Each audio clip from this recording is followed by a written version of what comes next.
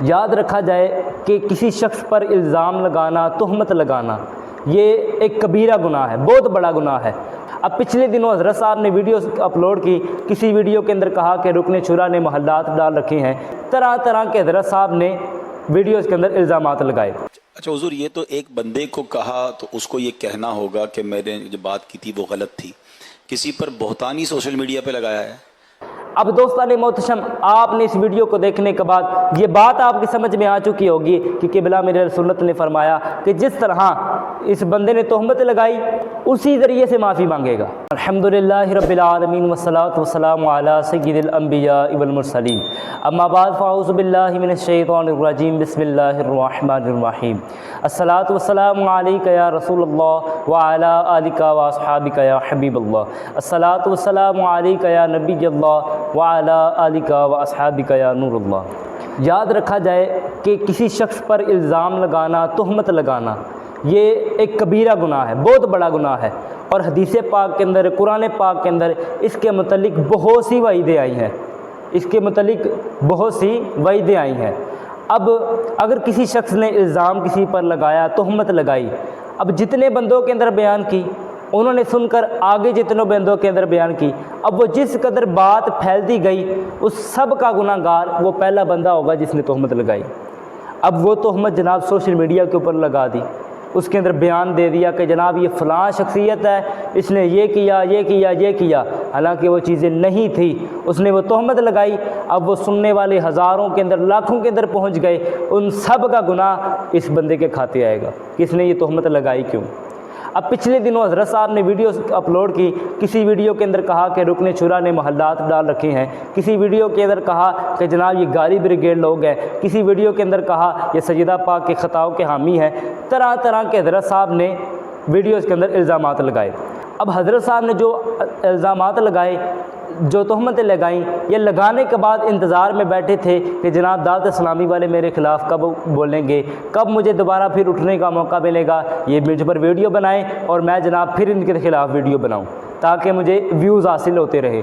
اب دوستان محتشم، آپ کو ایک بات کہنا چاہوں گا کہ دعوت اسلامی کا کام کسی بندے کے خلاف بولنا نہیں ہے، کسی بندے کو جواب دینا نہیں ہے، بلکہ ان کا کام دین کا کام کرتے رہنا ہے، لوگوں کو دین سکھانا، نماز روزہ سکھانا، ان کا یہ کام ہے۔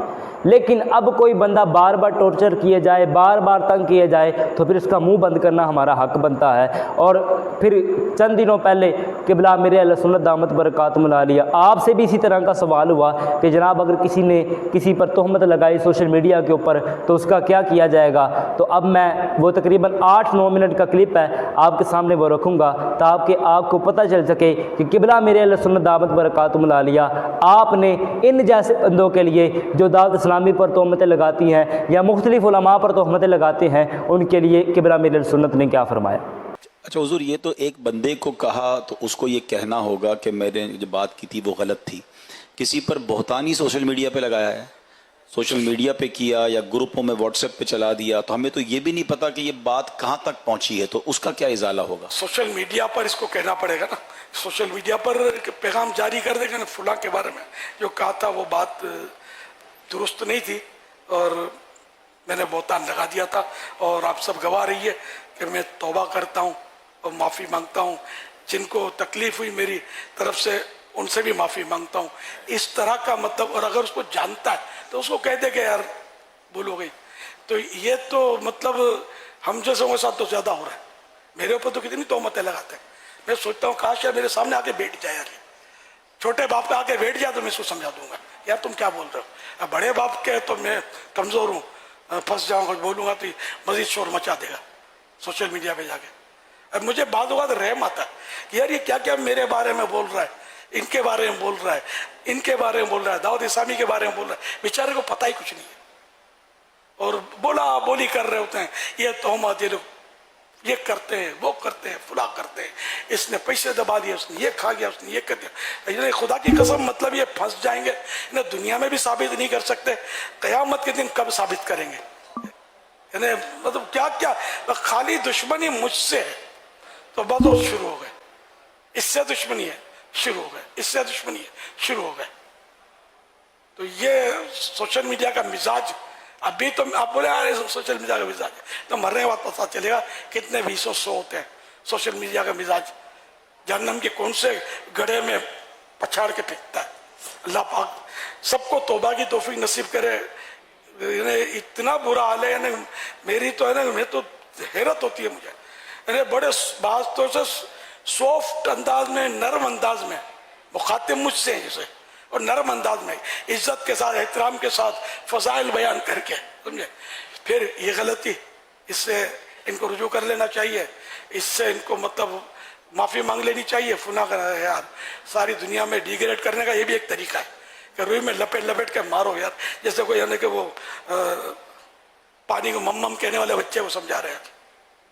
ज़ाहिर है कि भले कितना ही सॉफ्टवेयर आपका, कितने ही अलकाब हजरत अल्लामा मुफ्ती फुला चुनी चुना सब लगे हुए हैं, लेकिन यार ये तरीका, ये कौन सी किताब में लिखा हुआ इस्लाह करने का यार, कि इस तरह सबके सामने इस्लाह करो, बाद में पता चले कि भाई ये गलती तो नहीं थी। इलियास अगर वजात करता है, मैं वजातें नहीं करता सोशल मीडिया पर कि फंस जाना है, जवाब दो, जवाबुल जवाब, अपने हजार काम है, इतना टाइम नहीं होता कि इनके पीछे लगे अपने। तो ये कि शोहरत की वजह से, दीन की खिदमत की वजह से बाज़ों को होता है ऐसा। एक हदीस पाक याद आई, कुल्लु ज़ी नेमतिन महसूदुन, कि जिसको अल्लाह पाक नेमतें देता है उससे हसद किया जाता है। तो कहीं ये होगा, कहीं गलत फहमी होगी, कहीं कुछ, कहीं कुछ, कहीं वाकई इस्लाह का जज्बा होता होगा, लेकिन तरीका गलत है। जिसकी गलती है बराह रास्त उसको समझाया जाए। सहाबा किराम के अक़वाल मौजूद हैं कि जिसने किसी को अकेले में समझाया, उसको जीनत दी, उसको मतलब आरास्ता किया, है ना, उसको मतलब संवार दिया, और जिसकी दूसरों के सामने इस्लाह की, उसने उसको बदनुमा कर दिया। अब मैंने अगर वजाहत करी, वजाहत आपकी समझ में आ भी गई, आपने सॉरी भी कह दिया, ये लाखों के पास जो मेरा बारे में पैगाम महफूज हो गया, दोस्तों दुश्मनों के बारे में फाइल बन गई जो मेरी, ये क़यामत के दिन कौन संभालेगा? आप संभालेंगे या मैं संभालूंगा? तो इसलिए सोशल मीडिया को तो सिर्फ मैं कहता हूँ, अगर आपके पास है ना, आप दावत इस्लामी के क्लिप पढ़ें, सुने, इनके टेक्स्ट पढ़ें, इल्म में इजाफा होगा, या उन उलमा अहले सुन्नत के जिनसे इल्म में इजाफा होता है। बाकी बद मजहबों के और ये इधर उधर के जो, या जो मतलब आलिम भी हो लेकिन इस तरह की बातें करता ना, जिसकी मिसालें दी, आप इसको सुने ही नहीं। मेरा मशवरा है, सुनेंगे तो वसवसों का शिकार होंगे। कोई अच्छा भला मतलब कोई शरीफ आदमी होगा, उसके बारे में आप वसवसों में पड़ जाएंगे, और वो आपकी नज़र में गिर जाएगा, और आपकी आखिरत के लिए भी नुकसानदेह होगा कि आपने तहकीक क्यों नहीं की, वन साइड सुनकर एतमाद क्यों कर दिया, कि उसने ये कहा तो मान लिया क्या ये ऐसा ही है, फिर आगे आपने शेयर किया और खराबी बढ़ी। ऐसे मतलब आगे भी नहीं बढ़ाने चाहिए, वहीं दफन कर दिया जाए।